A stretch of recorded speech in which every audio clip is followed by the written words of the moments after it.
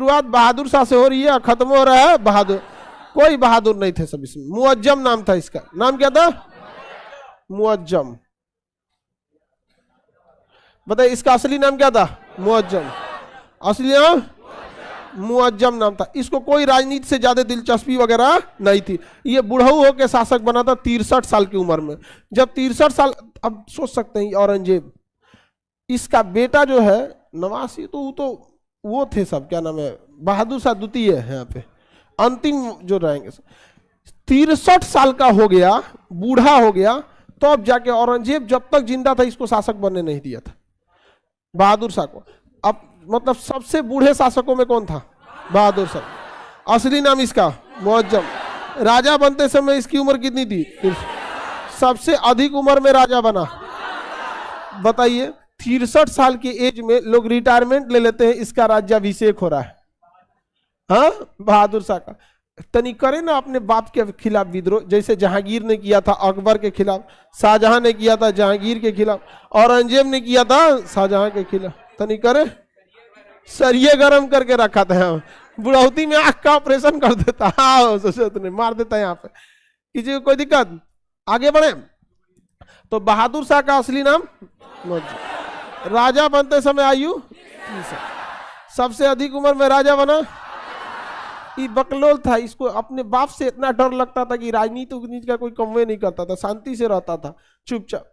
इतना नहीं डरा रहता था बाप से कि किसी चीज में हस्तक्षेप नहीं करता था। जब औरंगजेब मरा तो ये राजा बना। इसको पता नहीं था कि मेरा साम्राज्य कहाँ तक है। पूछता कानपुर भी हमारा ही है। कहा महाराज, कानपुर भी मुगल में ही आता है यहाँ। ये पंजाब का ये भी आता है, जयपुर ये भी है। पगला को कुछ अते पते नहीं था। ये डेराई लेता था किससे? औरंगजेब से, कि जहां हम ये तेन करेंगे कहीं हम पूछताछ करेंगे कि ये साम्राज्य कौन है, यहाँ का ये सुल्तान कौन है, ये है वो। हमारा बाप कहीं सरिया गरम करके रख ले, यहाँ का ऑपरेशन कर देगा, दिक्कत हो जाएगा। पूरा डरा हुआ रहता था। इसको कोई आइडिया ही नहीं था। समझ में आ गया कि नहीं आ गया? इसलिए इसे क्या कहा गया? साहे बेखबर। शाह मतलब क्या होता है? राजा। साहे बेखबर, कोई खबर ही नहीं है। किसे? हाँ, साहे बेखबर किसे कहा जाता है? साहे बेखबर, बेखबर कहा जाता है। बेखबर, कोई खबर नहीं है इसको। साहे बेखबर किसे? राजा। इसके बाद आया बहादुर शाह, जहांदार शाह। जहांदार शाह, बहादुर शाह के बाद जहांदार शाह। जहांदार शाह भी किसी काम का नहीं था।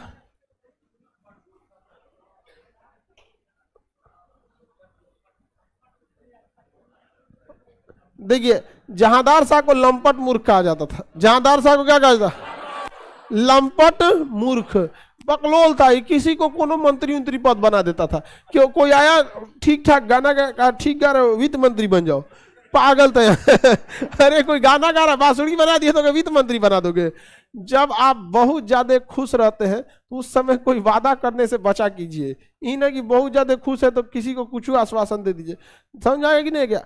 उस समय थोड़ा अपने आप को शांत रहे। ई बकलोल था जहांदार शाह, इसलिए इसे क्या कहा गया? लंपट मूर्ख। क्या कहा गया? लंपट मूर्ख। बताइए बहादुर शाह का असली नाम क्या था? हाँ, मुअज्जम था। बहादुर शाह का असली नाम लंपट मूर्ख किसे कहा जाता? बहादुर शाह राजा बनते समय कितना आयु का था? हाँ, औरंगजेब के समय किसी राजनीति में भाग लेता था, इसलिए इसको कुछ आता पता नहीं था। औरंगजेब की दोस्ती सबसे ज्यादा किस राजा से थी? जय सिंह। हाँ, इसने जय सिंह को सवाई राजा की उपाधि दिया। कौन सी उपाधि? सबसे प्रिय राजा। जय सिंह को सवाई राजा की उपाधि बहादुर। हाँ, बहादुर शाह।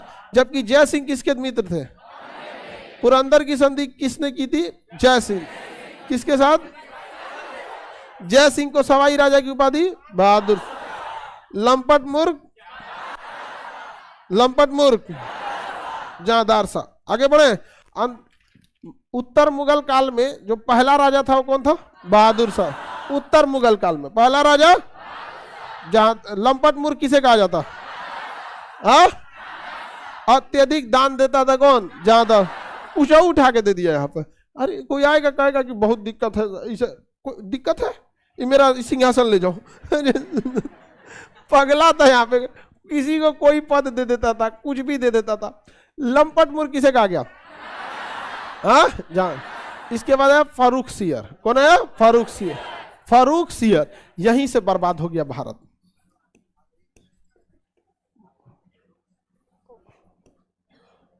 फारूक सियर, फारूक सियर, सियार लिख देते हैं, फारूक सियार, पूरा सियार था ये फारूक सियर। ये फारूक सियर को घृणित कायर कहा जाता है, क्योंकि मुगल सल्तनत में दो भाई थे सब, जिसका नाम था सैयद बंधु। क्या नाम था?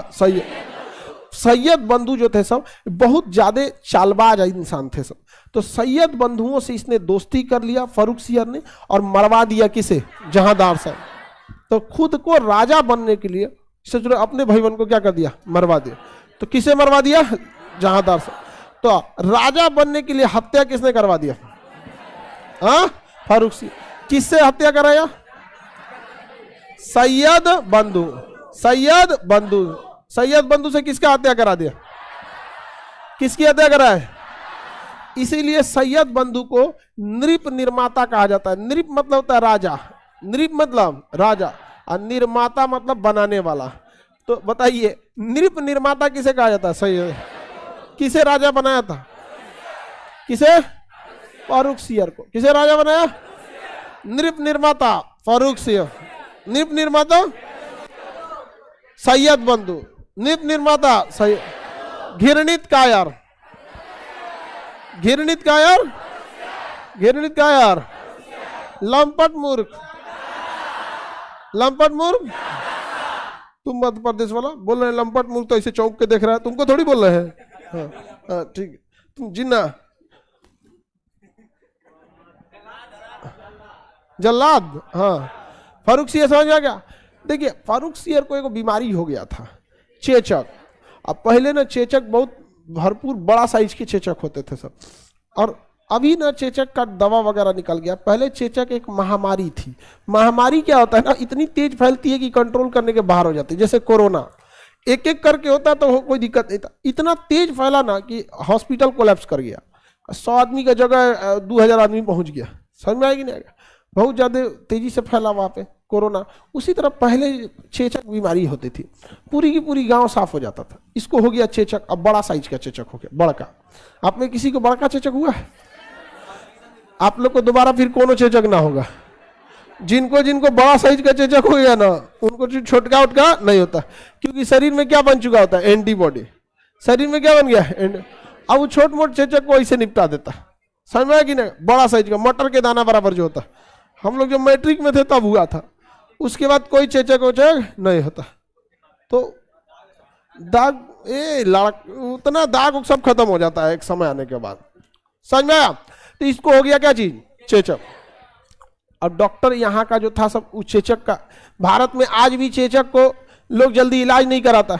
हमको चेचक हुआ था तो घर के बगल में आए थे, तो कोई शीतला माता का मंत्र पढ़ के झाड़ दिया, हाँ, नीम का पत्ती उठी डाल के। अब बड़ा रेस्पेक्ट कर रहा था पूरा मेरा मोहल्ला का आदमी। हम मैट्रिक में पढ़ते थे, और जो हमसे उम्र में डबल बड़े थे वो भी आके भाई क्या रेस्पेक्ट है हमको। हाँ, ऐसा होता है कि नहीं आप लोग? क्या तो काफी रेस्पेक्ट, लेकिन वो रेस्पेक्ट ज्यादा दिन थोड़े करता है। चेचक खत्म, रेस्पेक्ट खत्म। तो चेचक वगैरह का भारत में अभी भी बहुत मतलब साइंटिफिकली इलाज वगैरह नहीं। हालांकि चेचक की एक साइकिल होती है, 10-15 दिन में ऑटोमेटिक खत्म हो जाता है, लेकिन वो सीरियस हो गया था बेचारा। कौन?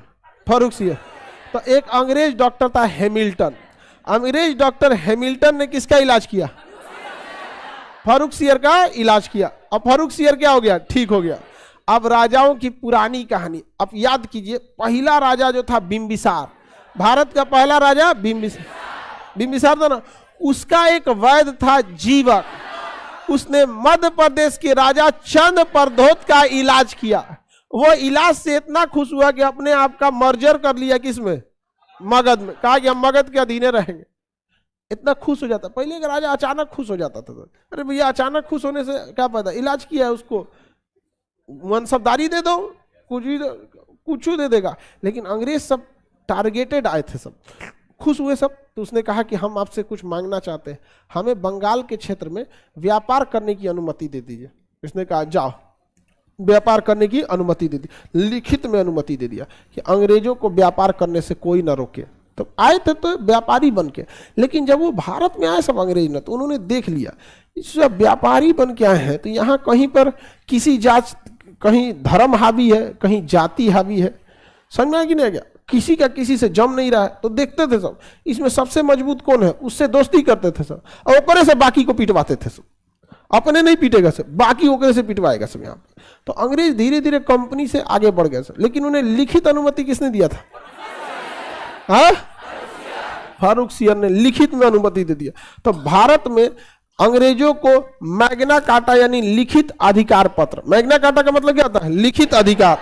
जो अधिकार लिखित में दिया जाता है उसे क्या कहते हैं? Magna carta. जैसे भारतीय संविधान का भाग 3 क्या कहा जाता है? Magna carta.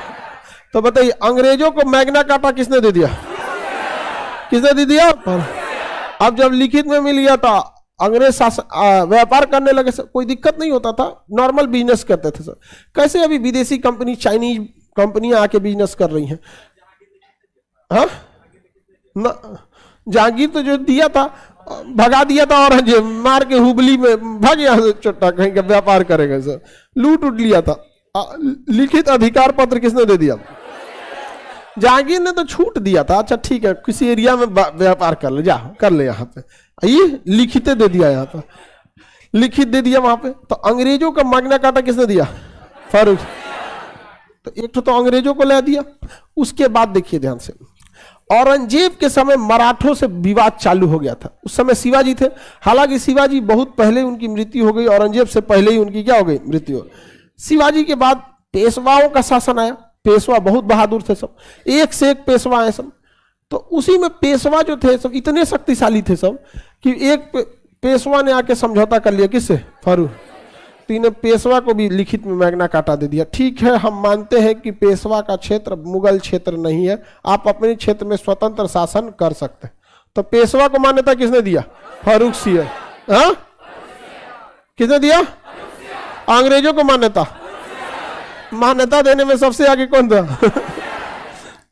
तो बताइए भारत में 2 स्वतंत्र हो गए सब, अंग्रेज और पेशवा। मराठा, पेशवा मतलब मराठा। अब 2 शक्तियां उभरने लगी, कौन? मराठा, पेशवा। मराठा और अंग्रेज, मराठा और अंग्रेज, 2 भारत की शक्तियां उभरने लगी। और एक शक्ति खत्म होने लगी, मुगल। कौन खत्म हो गए? मुगल। तो इतिहास में ये एक चीज होने लगा कि अब भारत किसके कंट्रोल में जाएगा, क्योंकि मुगल तो जा रहे हैं अब यहां से मराठों के पास कि अंग्रेजों के पास। मराठे अंग्रेजों पर क्या होने लगे? भारीपन। मराठे क्या होने लगे? भारी। मराठों ने एक बहुत बड़ा गलती किया, इकोनॉमी पे ध्यान नहीं दिया। इकोनॉमी पे कोई ध्यान नहीं दिया, जिस वजह से इन लोगों को इकोनॉमी चलाने के लिए ज्यादा से ज्यादा एरिया को आगे बढ़ते जा रहे थे और लगातार युद्ध करते जा रहे। लगातार युद्ध करने में घाटा हो जाता ना, आप उस एरिया को जीतिए, फिर वहां का मेंटेलिटी मैच कीजिए, वहां पे कुछ अपने अगल बगल के शत्रुओं को न्यूट्रलाइज कीजिए, धड़ल्ले से आगे बढ़ रहे थे। इसी बीच अहमद शाह अब्दाली आया, मराठों के पूरे विकास को रोक दिया। पानीपत के तृतीय युद्ध, तो मराठे भी खत्म, मुगल भी खत्म, बच गया कौन?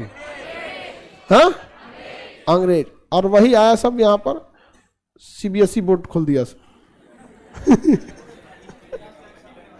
आगे बढ़े।